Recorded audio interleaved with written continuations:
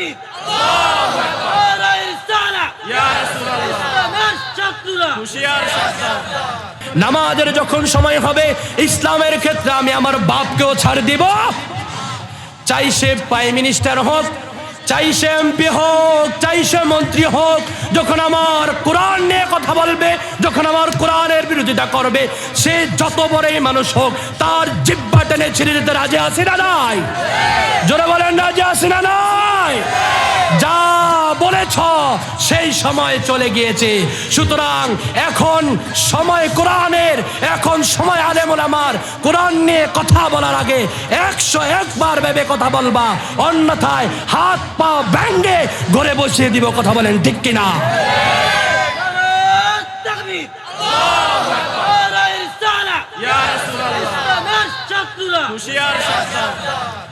আমার প্রিয় ভাইরা, কিয়ামতের ময়দানে রব্বুল আলামিন বলবেন, এই যে জমিনের উপর তোমরা বসে যত কদাচার করছো, জমিনের উপর তোমরা গুনাহ করেছ, জমিনের উপর বসে বসে কত অন্যায় জুলুম করেছ, আমি রব্বুল আলামিন যখন কিয়ামতের ময়দানে এই জমিনকে হুকুম দিব, জমিন তোমার বিরুদ্ধে সাক্ষী দেওয়া শুরু করবে।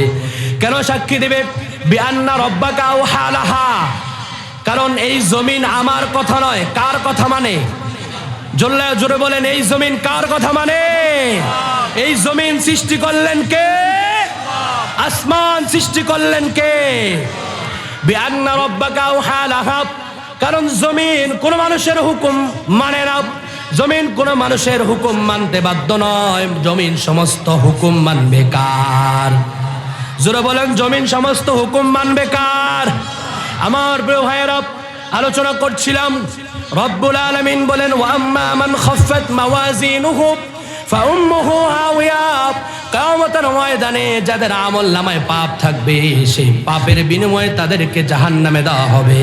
আমার ভাইয়েরা, রব্বুল আলামিন বলেন, ওয়া মা আদরাকা মা হিয়া, ও মুহাম্মদ সাল্লাল্লাহু আলাইহি ওয়াসাল্লাম, তুমি কি জানো হাওিয়া কি? নারুন হামিয়া, সেটা হচ্ছে এমন প্রজ্বলিত আগ্নি, এমন প্রজ্বলিত আগুন যে আগুনের মধ্যে মানুষদেরকে নিক্ষিপ্ত করা হবে।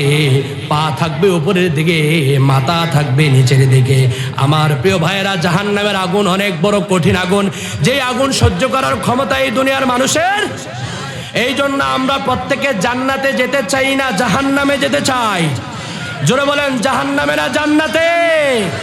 আবারও আল্লাহকে দেখিয়ে দিই আমরা কারা কারা জান্নাতে যেতে চাই। হাত তুলে আল্লাহকে দেখাই, তাকবীর দিয়ে আল্লাহকে জানিয়ে দেন, আল্লাহর বরত্ব ঘোষণা করেন, নারে তাকবীর, নারে তাকবীর। আল্লাহ আমাদের প্রত্যেককে নেক আমল করে কবরে যাওয়ার তৌফিক দান করুক। সকলে পড়েন আমিন। যে আলোচনাটাকে করলাম, যেই সূরা থেকে আলোচনা করা হলো, সেই সূরার আলোচনা সবার আগে আমাকে আল্লাহ আমল করার তৌফিক দান করুক।